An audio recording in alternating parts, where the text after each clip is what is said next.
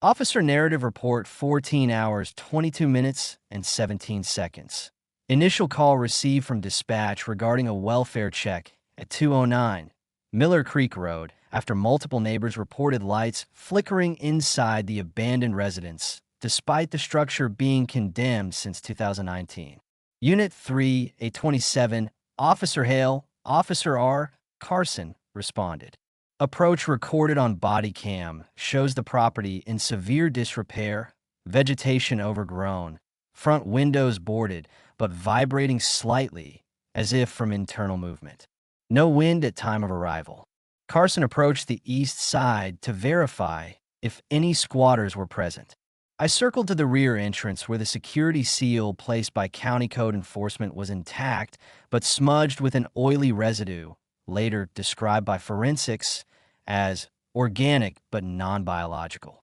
The interior appeared dark except for intermittent pulses of white light seeping through the gaps in the boards, irregular and non-rhythmic, similar to the flicker of a failing fluorescent, but with no audible electrical hum.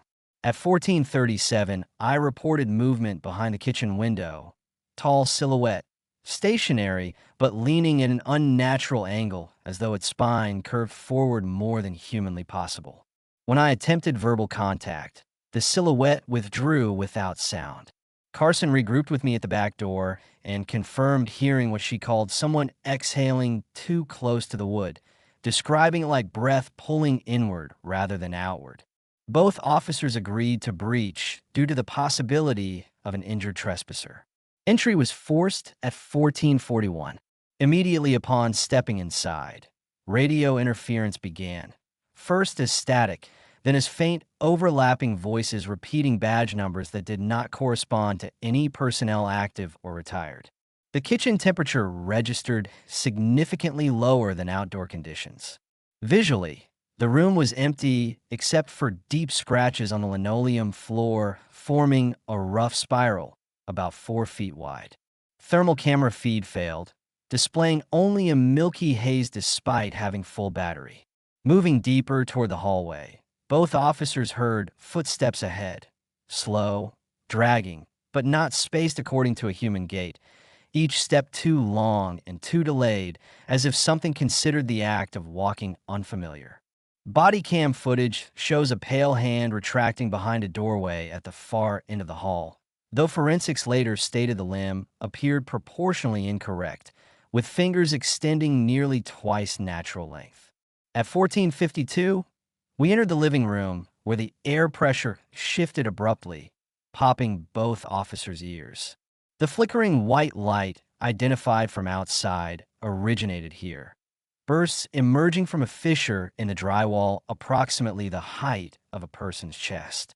The fissure emitted no heat, no electrical activity, yet produced flashes in irregular intervals accompanied by a low-frequency vibration detectable in the ribs. Carson approached while I maintained rear cover. As she neared, the fissure widened by less than an inch, but did so with a sound consistent with a wet inhale rather than cracking plaster. Light intensified, illuminating what appeared to be shapes moving behind the wall, not within the wall structure, but deeper, as though the wall opened into a void rather than a room. These shapes were tall, narrow, their movements jittered like frames missing between actions.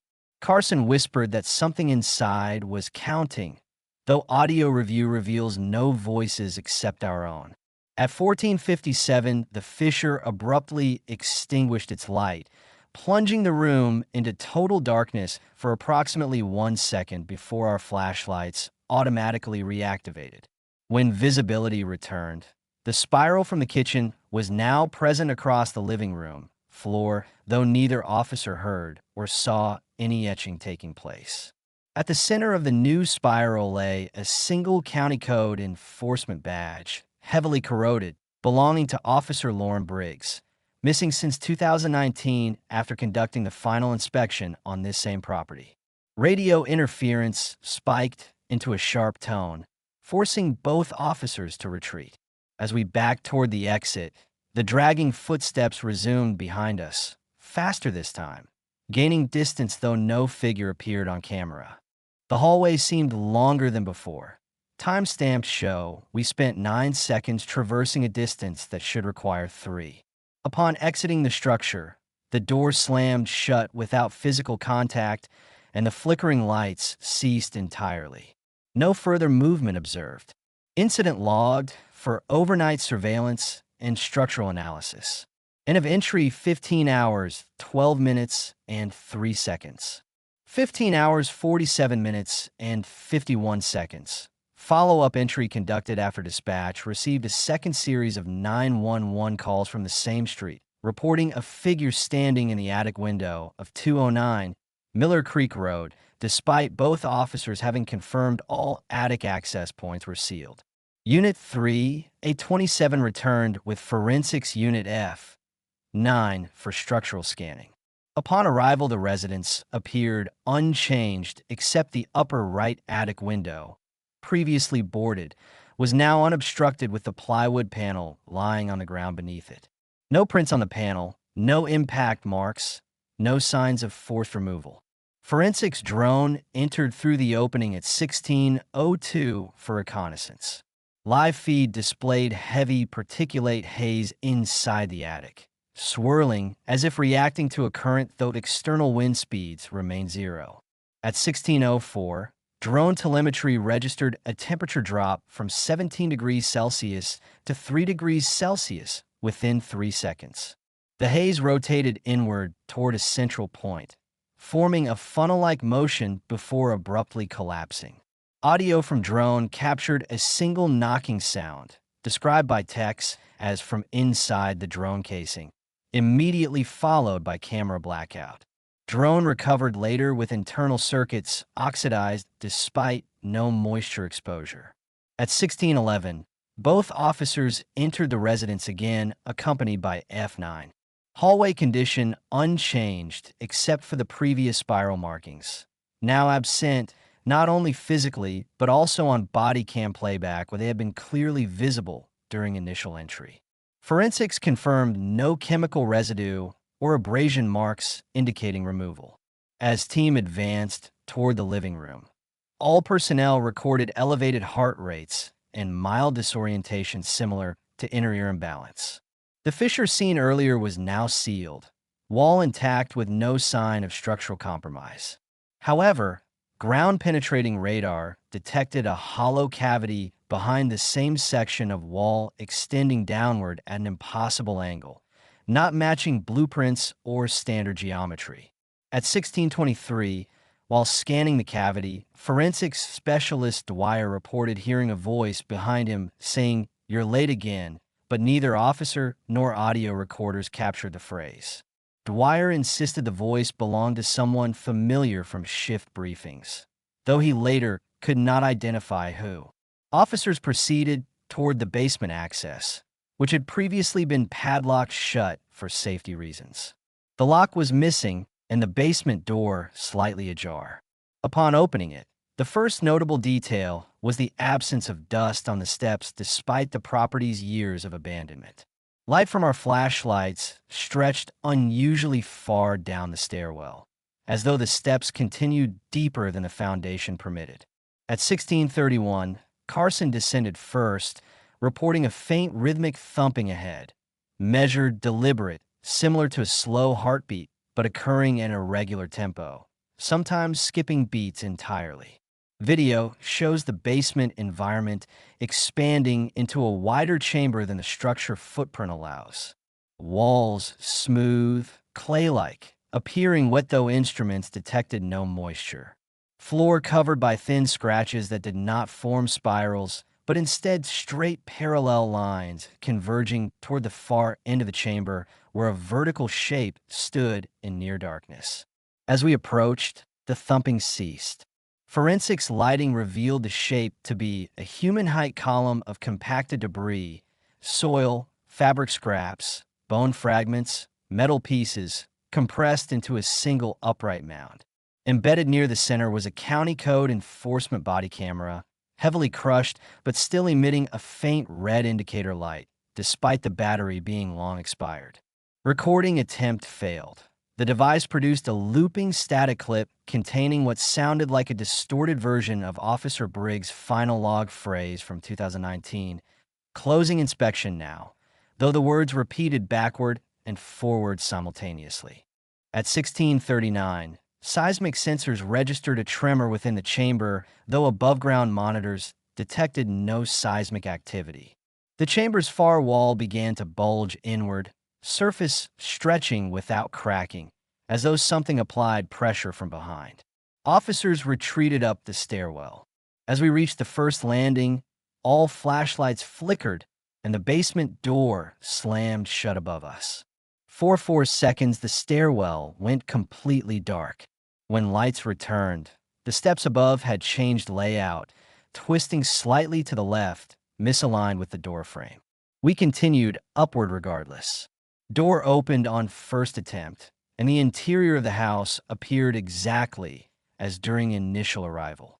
No chamber detected on repeat radar scan. All personnel exited. End of entry 17 hours, 2 minutes, and 44 seconds. 17 hours, 48 minutes, and 12 seconds. Supplemental report initiated after remote surveillance flagged motion inside 209 Miller Creek Road, despite the structure being vacated and cordoned. Motion sensors from perimeter cameras recorded intermittent spikes between 1722 and 1733, each lasting less than a second. Each registering in a different room, though internal thermal imaging registered no heat signatures. Unit 3, A27 returned with Technical Response Team T4 equipped with depth scan LiDAR, as prior anomalies suggested interior spatial distortion. Upon approach, the property appeared darker than ambient surroundings, as though the structure absorbed rather than reflected available light. Exterior boards over windows had reattached themselves, except for the attic window, which now showed a faint silhouette behind the glass.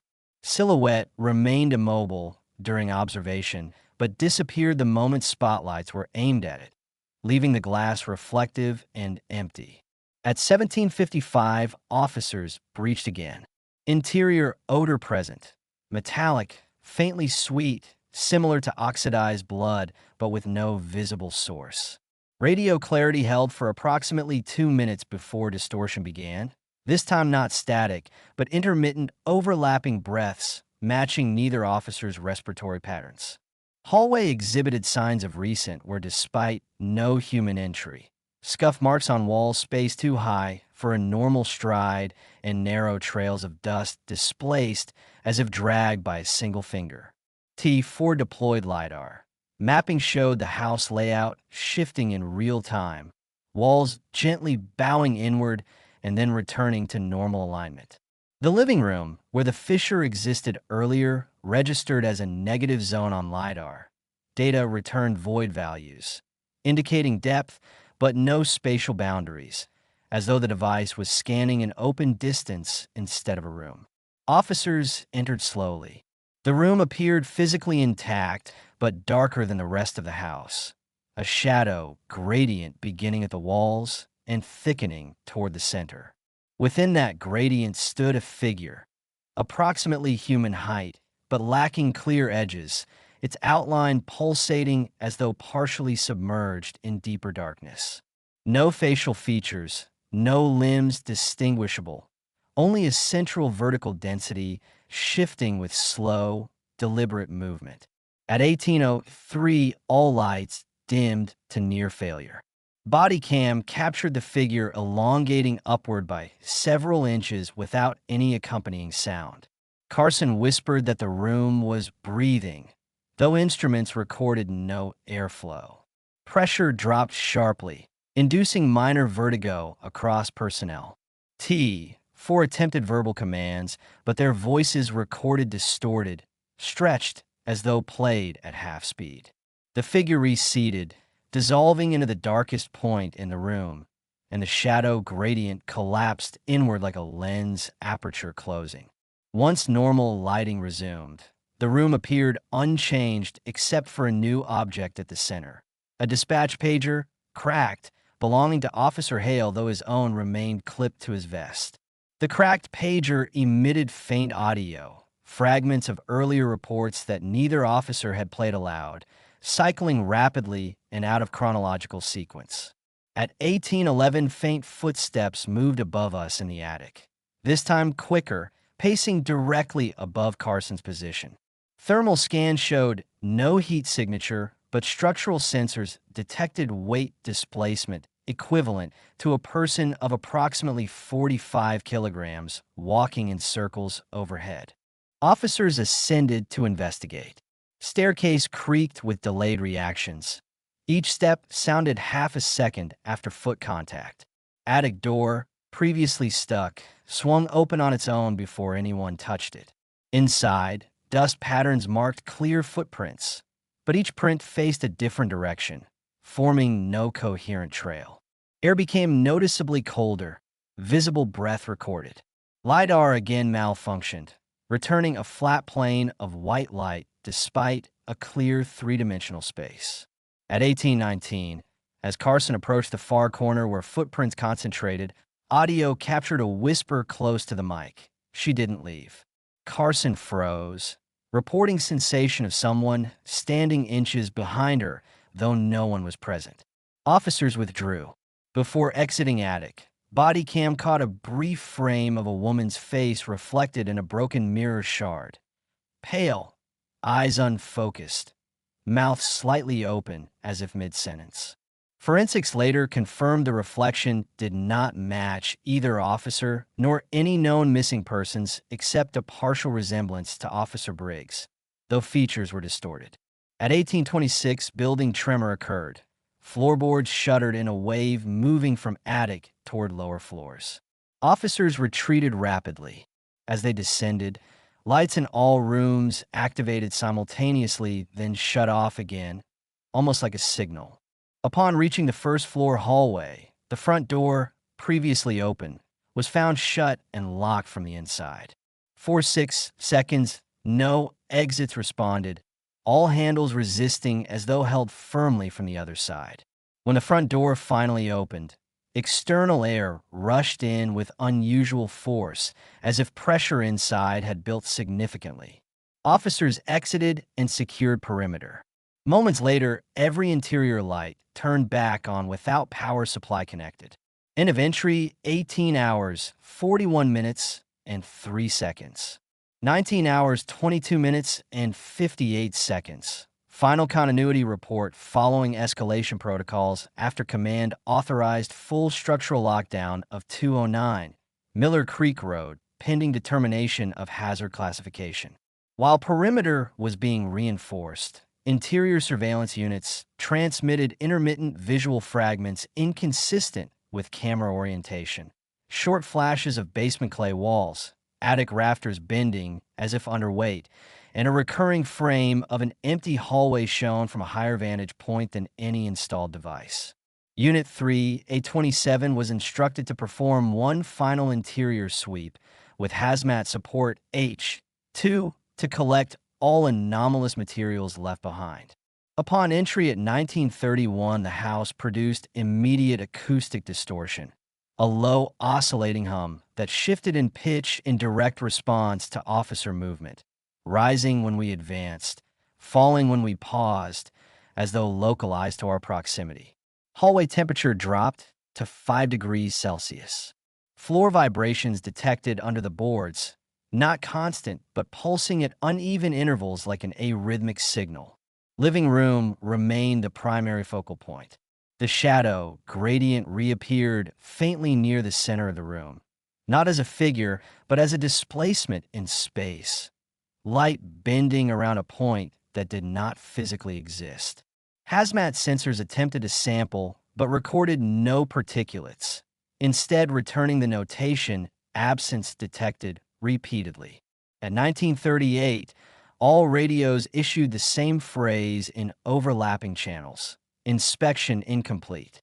The voice was female, monotone, and analysis later showed a spectral match within 60% similarity to Officer Briggs, enough to flag but not authenticate.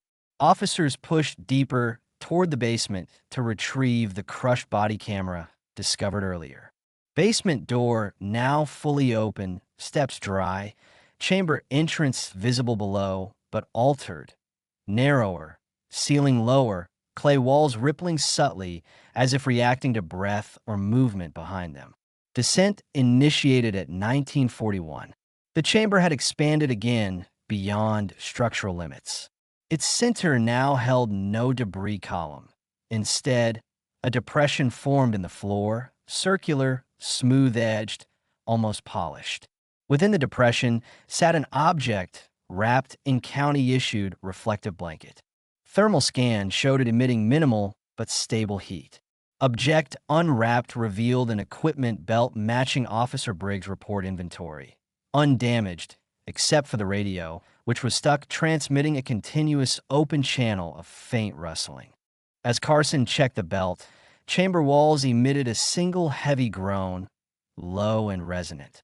Lights flickered, but not due to battery drain. Instead, the shadows moved independently, stretching across the floor like limbs reaching outward. One shadow extended toward Carson's boot and paused milliseconds before contact, retracting sharply as though avoiding light. At 1949, seismic sensors recorded a deep internal shift directly beneath the chamber. Vertical displacement of roughly 12 centimeters, impossible without foundation collapse, though no structural damage occurred topside. Ground under the depression began to pulse, rising and sinking in slow breaths. A faint outline formed beneath the surface, vaguely human but elongated, limbs too thin, head tilted at an angle beyond normal cervical range. Officers backed toward the stairs. The outline pressed upward, clay bulging, cracking slightly without breaking. Audio recorded a whisper, extremely close, direction indeterminate. She's still working. No known pattern, no known speaker. As officers retreated, the chamber contracted behind them, walls pulling inward with soft, grinding noises like wet stone under pressure. Upon reaching the first landing, an unregistered voice transmitted through Hale's radio, "Don't close the file." Immediately after, the radio went silent, screen dead, though battery remained full. At 1957, the house initiated a total blackout. For approximately 8 seconds, no light source functioned. Flashlights, helmet lamps, external units all failed simultaneously. During the blackout, multiple footsteps surrounded the officers, circling, pacing, stopping inches from their positions though no physical contact occurred. When power returned, the staircase had changed again.